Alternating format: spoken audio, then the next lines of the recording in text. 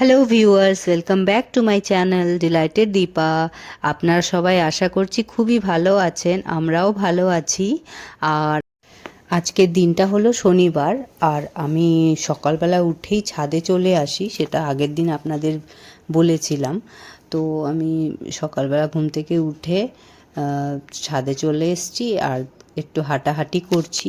এই আর কি কি ফুল ফুটেছে সেগুলো আপনাদের দেখিয়ে দিচ্ছি। এই যে গোলাপি ফুল, লাল ফুল তিনখানা ফুটেছে, এদিকে সাদা ফুল, এটা আপনার হলুদ জবা গাছ, আর এইটা সাদা ফুল। এই সাদা ফুল দুখানাই ফুটেছে, প্রতিদিন 10টা 12টা করে ফোটে, আজকে বেশি ফোটেনি, দুখানাই ফুটেছে। আর এদিকে নয়নতারা গাছেও ফুল ফুটেছে, কত সুন্দর লাগছে। তো সেইগুলো আমি একটুখানি ভিডিও করে নিলাম আপনাদের দেখাবো বলে। আর এদিকে ছাদেও আমি একটু হাঁটাহাঁটি করলাম। দেখুন কি সুন্দর কালার এই ফুলটার।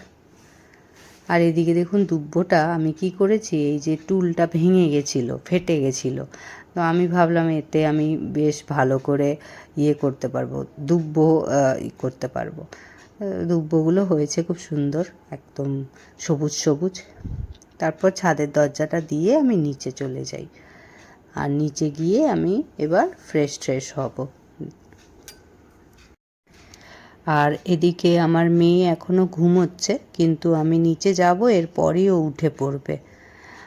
আমার হাজব্যান্ডও ঘুমোচ্ছে, হাজব্যান্ডের অফিস আছে, কিন্তু ঘুমোচ্ছে, এখনও আমি ডাকিনি, ডাকবো। এই তো আমার মেয়ে বললাম যে আপনাদের উঠে পড়েছে। এবার আমি আমার মেয়েকে নিয়ে এখানে একটু আদর করে দিচ্ছি। সকালবেলা ঘুম থেকে উঠে ওকে একটু যদি আদর না দিই, ও কান্নাকাটি শুরু করে দেয়। তো এইভাবে আমি ওকে একটু আদর করে দিই। এবার ওকে তো আমি এভাবে নিচে ছেড়েও যেতে পারি না, কারণ ও কান্নাকাটি করে, যে কারণে আমি ওকে চেয়ারে বসিয়ে দিয়ে খেলনা দিয়ে দিই হাতে, বা গান চালিয়ে দিই, এই করে ওকে আমি একটুখানি আটকে রাখি। তারপর আমি একা নিজের কাজগুলো করতে থাকি। তো এইটাই আমার সকালে বেশিরভাগ দিনের রুটিন। তো আপনারা দেখতে থাকুন। কত ঘুম তাও উঠে পড়েছে, চোখে ঘুম উঠে পড়েছে।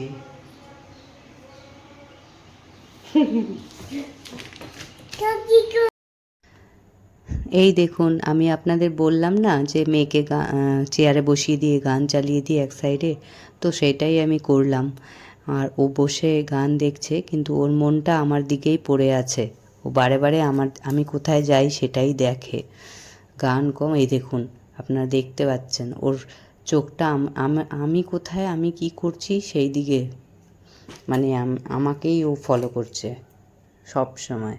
আর আমি যদি অন্য কোথাও থাকি, ও আমাকে দেখতে না পায়, তাহলে ওই চেয়ারে বসেই ও চিৎকার করবে, কিংবা দাঁড়িয়ে পড়বে চেয়ারের উপর।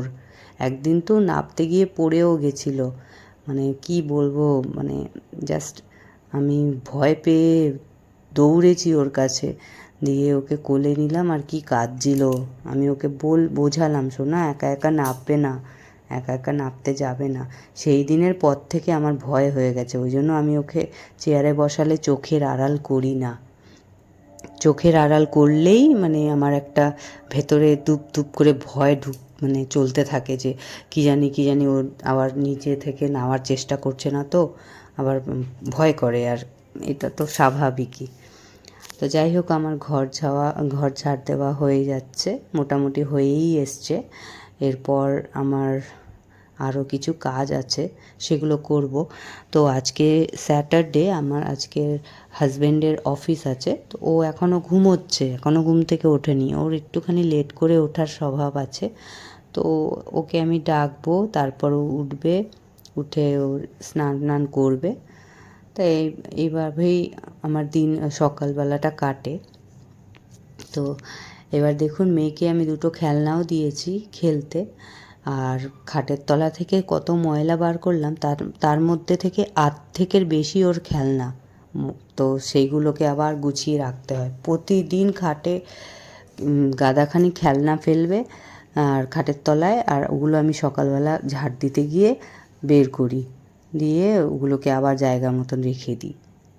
তো এবার আমি ওকে ওই যে বলটার ইয়েগুলো খুলে দিয়েছিল, তো সেগুলোকে আটকে দিয়ে আবার খেলতে দিলাম। আর এদিকে আমি বাসি নাইটি, বাসি জামা কাপড়গুলো ভিজিয়ে দিচ্ছি। আমার মেয়ের কিছু বাসি কাপড় আছে, আমার বাসি নাইটিটা যেটা আমি ছাড়ি সকালবেলাটা, তো সেই নাইটিটাও আমি ভিজিয়ে দিলাম। দিয়ে ভিজিয়ে রেখে দিচ্ছি, স্নানের আগে আমি কেচে নেব, এখন কাচতে গেলে লেট হয়ে যাবে। এই দেখুন আমার হাজব্যান্ডকে আমি ডাকলাম কতবার, তারপর উঠলো কষ্ট করে উঠলো। আমি বললাম যাও ফ্রেশ হও, ততক্ষণে আমি বিছানাটা গুছিয়ে নিই। তা আমি গুছিয়ে নিচ্ছি বিছানাটা গুছিয়ে নিয়ে দেন আমি যাব রান্না বসাতে। এরপর আমার ওই মোটামুটি রান্নাটাই এখন স্টার্ট হবে। আর এদিকে ঘরটা আমি সকালে ঝাড় দিই, কিন্তু মোছার সময় পাই না। আমি স্নানের আগে মুছে নিয়ে তারপর স্নানে যাই। তো এটা আমার রোজকার রুটিন, এটা চেঞ্জ হয় না। অনেক সময় যখন আমার হাজব্যান্ডের অফিস থাকে না, তখন আমি কি করি, এরকম ঝাড় দিয়ে সঙ্গে সঙ্গে ঘরটা মুছে ফেলি, দেন স্নান করে পুজোটা সেরে ফেলি। কিন্তু প্রতিদিনের রুটিন তো এটা নয়, এটা মাঝে মধ্যে হয়। আর মেয়ে একটু বড় হলে তখন আমি চেষ্টা করব একদম আর্লি মর্নিং উঠে স্নান পুজোটা সেরে নেওয়ার। আর্লি মর্নিং তো এখনও উঠি, কিন্তু আমি উঠলে আমার সঙ্গে মেয়েও ওঠে, আর ওর পেছন পেছন আমাকে থাকতে হয়, যে কারণে আমি কাজকর্মগুলো ঠিকভাবে ম্যানেজ করে উঠতে পারি না, কোনো রকমভাবে করতে থাকি। কিন্তু মেয়ে একটু বড় হলে যখন বুঝতে শিখবে, তখন আমি সেই আবার আমার আগের রুটিনটা মেনটেন করতে পারবো, যেটা মানে সকালবেলা উঠেই স্নান করে পুজো দেওয়ার ব্যাপারটা, ওটা অসাধারণ একটা ফিলিং। ওই ব্রহ্ম মুহূর্তে যে পুজোটা হয় না, ওইটা আমার কাছে ভীষণ ভীষণ ইম্পর্ট্যান্ট। কিন্তু এখন আমি পারছি না, বাট আমি জানি আগামী দিনে এটা আমি পারবো, কারণ আমার মনটা তো ওদিকেই পড়ে থাকে যে আমি সকালে উঠে স্নান করে পুজো দেব। আমি জানি না কেন আমার মধ্যে এটা সিন্স মাই চাইল্ডহুড, মানে আমার ছোটোবেলা থেকেই আছে।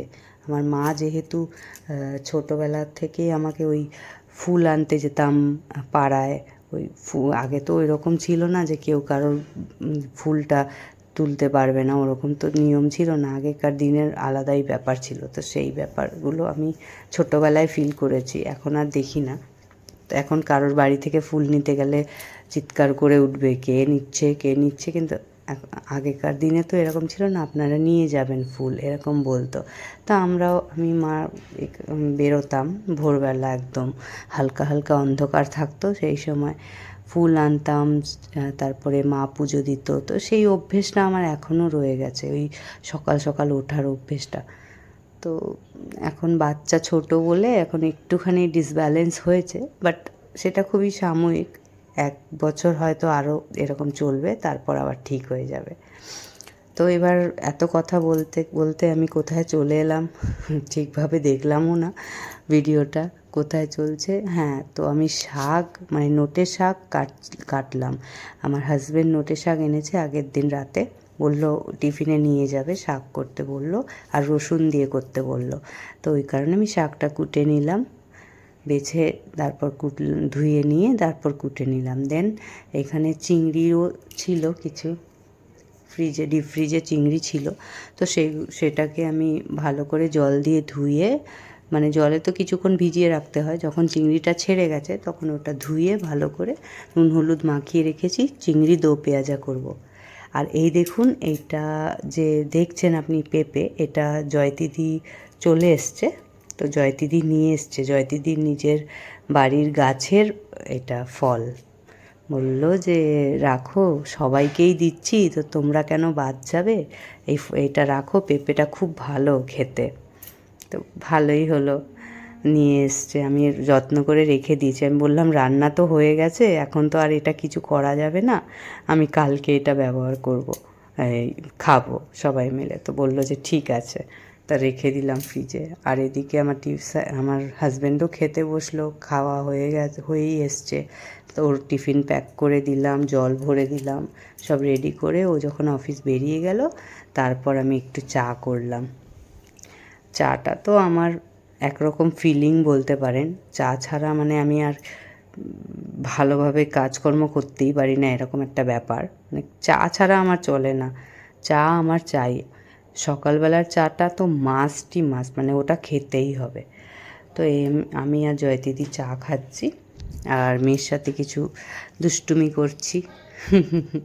নাচানাচি করছে আমার মেয়ে। আপনারা আমার মেয়েকে অবশ্যই আশীর্বাদ করবেন, ও যেন সবসময় ভালো থাকে।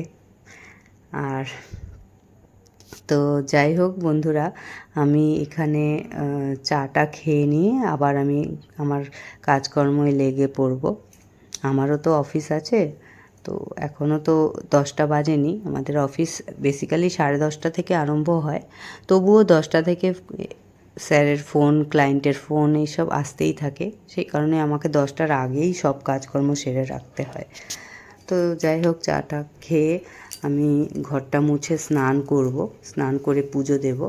আর আজকে একটু বেলার দিকে ডাক্তারখানা যাওয়ার আছে, মানে আমি একটু ডাক্তার দেখাতে চাইছি। মানে আমার শরীরটা তো কয়েকদিন আগে একটু খারাপ হয়েছিল, যেই কারণে মাঝে আমি দেখলেন আপনারা, আমি ভিডিও দিতে পারিনি, একটু গ্যাপ গেছে, শরীরটা একটু খারাপ হয়েছিল। তো সেইটার জন্যই আজকে একবার আরও ভিজিট করার দরকার আছে, তাই তাড়াহুড়োটাও, সেটাও একটা কারণ আছে যে অফিসের কাজকর্ম সেরে আমাকে একটু বিকেল নাগাদ বেরোতে হবে। শনিবার দিন তো 4:30 অবধি অফিস, তারপর তো আমি ফ্রি। তো আমি সেইভাবেই কাজগুলো ম্যানেজ করে বেরোবো, এটাই আমার প্ল্যান। তো কিছু জামা কাপড় ছিল, কেচে নিয়ে স্নান করে এখানে মেলতে এসছি। এবার মেলে দিয়ে তারপর আমি ফুল কটা নিয়ে নেব, ফুল তুলব, তারপর গিয়ে পুজোটা দেব। তা আমার স্নান হয়েই গেছে, কাপড়গুলো মেলে দিচ্ছি। আর আজকে আবার বেরোচ্ছি, তো আমার কয়েকটা পেন্ডিং কাজ আমি ভাবছি করে নেব। তো ব্যাপারটা হলো, ডাক্তারখানায় তো গেছিলাম, কিন্তু ডাক্তারখানায় এত দেরি করে ডাক্তার এসছেন যে আমাদের মানে আর যে বাদ বাকি প্ল্যান ছিল যে এই কাজটা করব সেই কাজটা করব, কোনোটাই করতে পারিনি। ডাক্তারখানায় গেছি, ওই বসে বসে বোর হলাম। তারপর ডাক্তারবাবু আসলেন, উনি এলেন, তারপর উনি আসার পর কয়েকজন আমাদের আগে কয়েকজনের নাম ছিল, তাদের দেখলেন, তারপর আমি দেখালাম, আমার হাজব্যান্ডও একটু দেখালো, চেক আপ করালো। তো সেই সব করে আমরা ফিরতে ফিরতে সেই রাত হয়ে গেছিলো, যে কারণে আদার কোনো কাজ করতে পারিনি। তো যাই হোক, সবই ঠিক আছে, একটা কাজই অন্তত হলো। মানে আর যে কাজকর্মগুলো আছে সেগুলো আমরা নেক্সট কোনো দিন করে নেব। কাজকর্ম বলতে ওই পয়লা বৈশাখের কিছু কেনাকাটা করার ইচ্ছে ছিল, আর একটু ইচ্ছে ছিল, আরও কিছু ইম্পর্ট্যান্ট কাজ আছে, সব তো বলতে পারছি না আপনাদের, তো সেগুলো করার ইচ্ছে ছিল। আর যাই হোক, এদিকে আমার স্নান হয়ে গেল, সবই হয়ে গেল, আমি রেডি হয়ে গেলাম। রেডি বলতে ওই সিঁদুর টিঁদুর পরে নিলাম, আর এদিকে আমি দেখুন পুজো দিয়ে দিচ্ছি।